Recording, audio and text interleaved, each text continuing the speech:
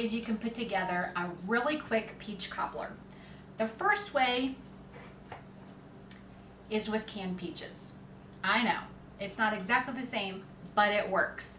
So I always keep several cans of canned peaches in heavy syrup in the back of the pantry just in case I need it for peach cobbler. The second thing is you can process a bunch of peaches in season, freeze them ready-made in quart bags, and I do it two different ways. So I do some that are just peaches, and then I do some that I've already added sugar and I write cobbler on it, so I know I can take that out, let it thaw, it's already got sugar in it, and we're ready to go.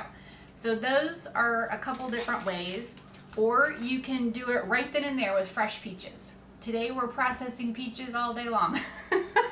So I thought, why not? Let's make a peach cobbler too. So I cut up about 5 cups. I'm not exactly sure how many peaches they were. I just took the ones that had spots on it and started working with those. And then I took my 9x13 baker, Pyrex. That's what my grandmother used, so that's what I use. I've used cast iron, I've used stoneware, anything and everything you can get your hands on. But today we're going to use the 9x13 Pyrex. I put 1 tablespoon short of a stick of butter, and I let it melt in the oven at 350. We're going to keep the oven on at 350. Now we're going to mix up our dry ingredients, which are a cup of sugar,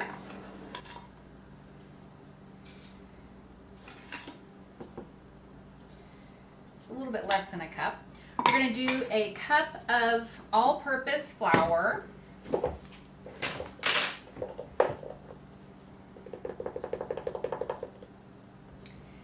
and everything is an approximation measurement for this recipe. I never saw my grandmother measure hardly anything, and everything she did turned out pretty good. For a lot of recipes I measure, but not this one. I'm going to do just a little bit of cinnamon, and I'm sprinkling, I don't have a measurement. I'm going to do about 1/8 of a teaspoon of salt, and then I'm going to do 2 teaspoons of baking powder in here. And that I will measure.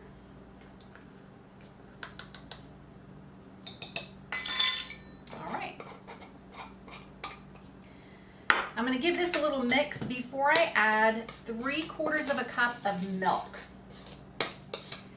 Now you can always add more if you think you need more milk, but I try to stay on the lower side because I've had it too runny before, and I don't want it runny. We want a little bit of ooze is what we're looking for. We're looking for the perfect amount of ooze and crisp all at the same time. All right, so we've got that mixed up. I'm going to pour in my 3/4 of a cup of milk.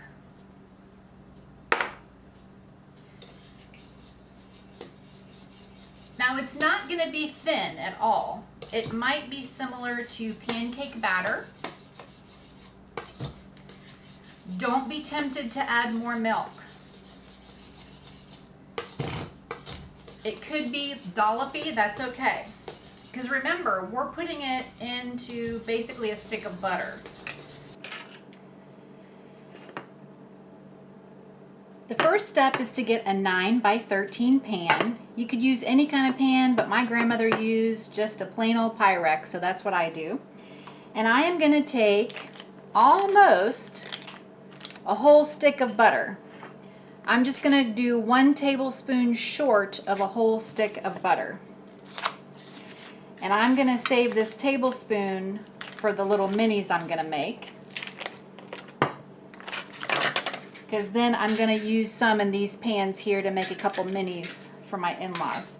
So we're going to put this in the oven at 350 and melt the butter. So we've got a lot of liquid. Yeah, this looks a lot like pancake batter. So that's the consistency we're going for, is pancake batter. All right.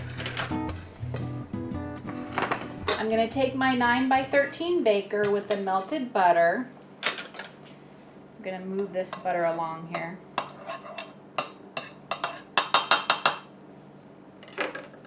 And I'm going to pour the batter right on top of the butter.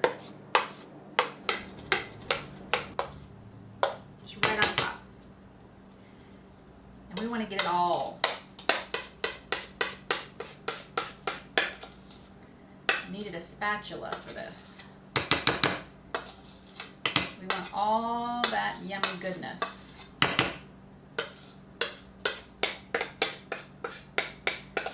No batter left behind. Oh, actually, I do need some batter left behind. I'll make up a little bit more. Now, I'm going to spread it around in the pan till it's just kind of evenly spread, okay? Sort of evenly spread. And it's not going to be perfect, but that's okay.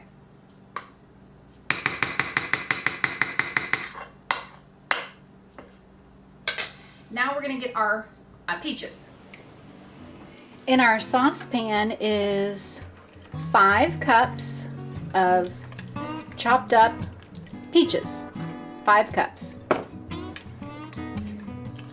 Depending on how much you have, 5 to 6 cups is good. And I also have 1 cup of sugar.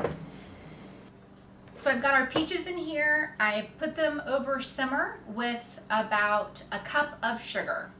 And that sugar is really going to draw out the juices and make it a little bit syrupy. And we're looking for that syrup when we put it on top. Ooh, they're nice and steamy. So we're just going to ladle our peaches right on top,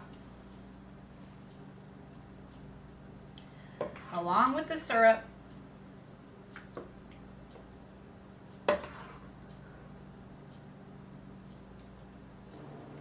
So we have a nice layer of peaches.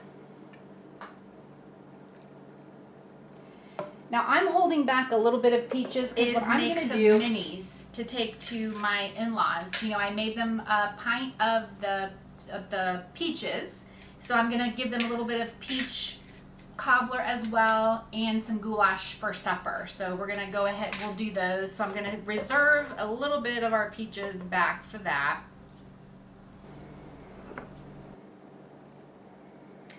So this is what it looks like. We are going to put this in the oven. So this is what it looks like. We are going to put this in the oven at 350 for at least 30 minutes. I'm going to check it in 30 minutes. It might take 40 minutes. And what's going to happen is our dough is going to rise up and envelop our peaches and create the most beautiful crust. That's my favorite part. And now I'll tell you, my grandmother actually puts a peach pit right in the middle, and I forgot to do that. So I'm going to go grab a peach pit.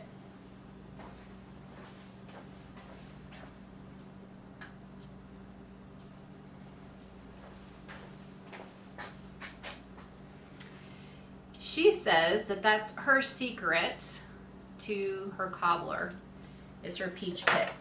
So I'm going to just bury it right here. Just remember to get it out before you serve it, because you don't want anybody biting down on that. All right, so we're going to put this in the oven and we'll check on it when it comes out.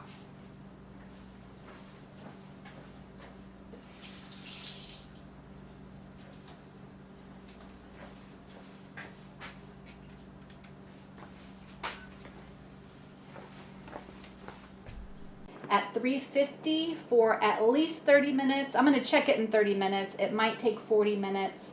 And what's going to happen is our dough is going to rise up and envelop our peaches and create the most beautiful crust. That's my favorite part. And now I'll tell you, my grandmother actually puts a peach pit right in the middle, and I forgot to do that. So I'm going to go grab a peach pit.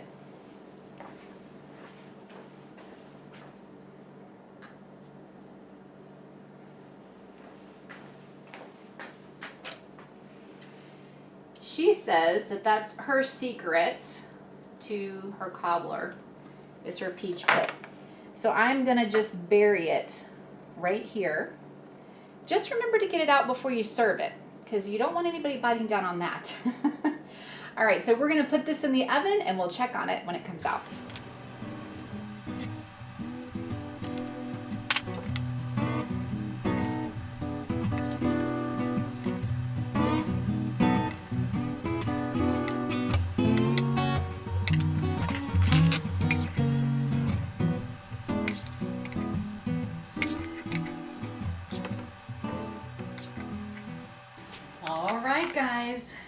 been at this peach cooking all day, but to end up with this, the most glorious peach cobbler ever, I'm just saying.